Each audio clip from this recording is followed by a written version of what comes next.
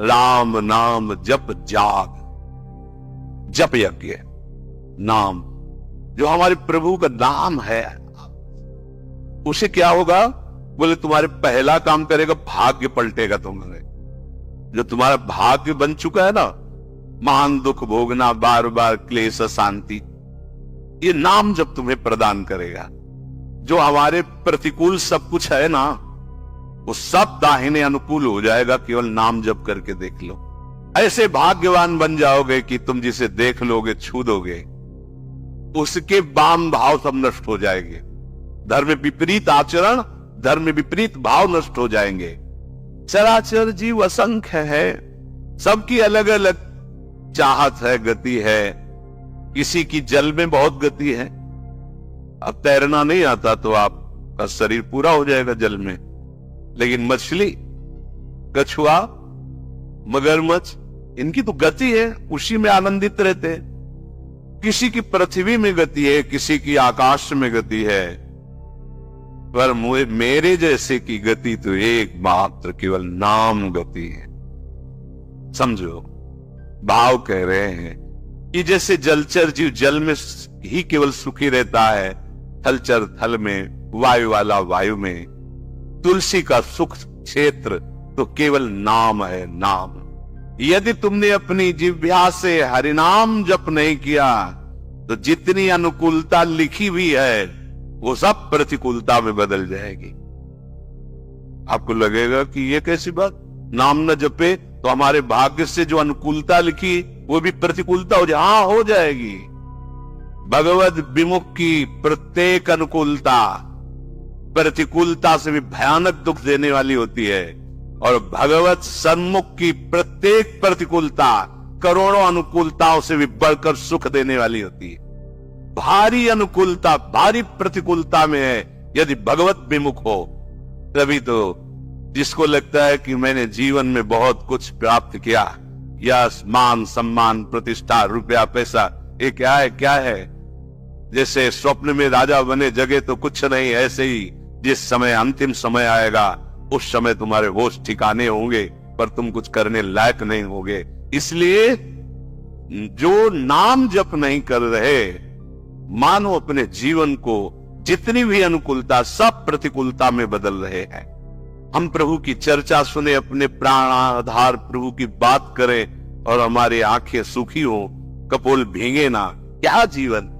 यदि एकांत में बैठकर अपने प्रियालाल का स्मरण करते हुए पुलकावली नहीं आती, जैसे कामी पुरुष एकांत में बैठकर जब उसका चिंतन होता है तो सामने कामनी का रूप होता है और अपने उसी चिंतन में पुलकित हो रहा है।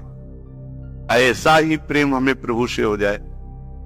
जैसे एक लोभी पुरुष, धनी जो कंजूस स्वभाव का है, अपने धन का चिंतन करके बड़ा सुख अनुभव करता है। इतना बैंक बैलेंस, इतना और जोड़ लेंगे, इतना, कम से कम इतना हमें नाम में प्रेम हो जाए। जो गुरुदेव भगवान को प्रणाम करते समय, प्रभु का नाम सुमिरन करते समय और दूसरे की सेवा का अवसर आने के समय उत्साहित नहीं हो जाते हैं, एक प्रफुल्लता, अहो भाग्य, गुरु चरणों में प्रणत होने का सौभाग्य, अहो भाग्य, आज इस बीमार शरीर की सेवा करने का सौभाग्य, अहो भाग्य, आज हमें भगवत यश गाने का सौभाग्य, नाम कीर्तन करने का सौभाग्य।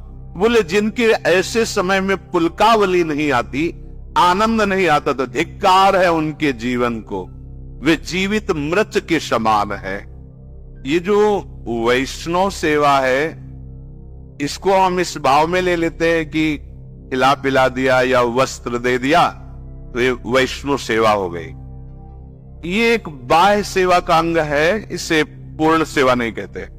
पूर्ण सेवा, ध्यान से सुनिए, पूर्ण सेवा होती है जब हम किसी भी संत महापुरुष की आज्ञा के अनुसार अपने जीवन को चलाते हैं। अगर हमारा संग अच्छा, वो संग केवल मनुष्य शरीर का ही नहीं, वो वस्तु का हो सकता है, वो स्थान का हो सकता है, खान पान का हो सकता है, साहित्य का हो सकता है, दृश्य का हो सकता है, इंद्रियों का हो सकता है, अच्छा या बुरा संग।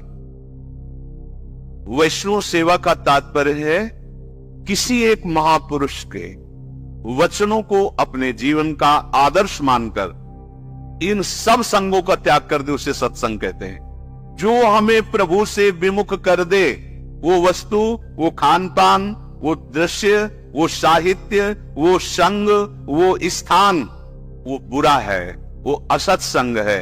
वो कोई भी हो, किसी भी वेश में हो, बहुत ध्यान से देखना।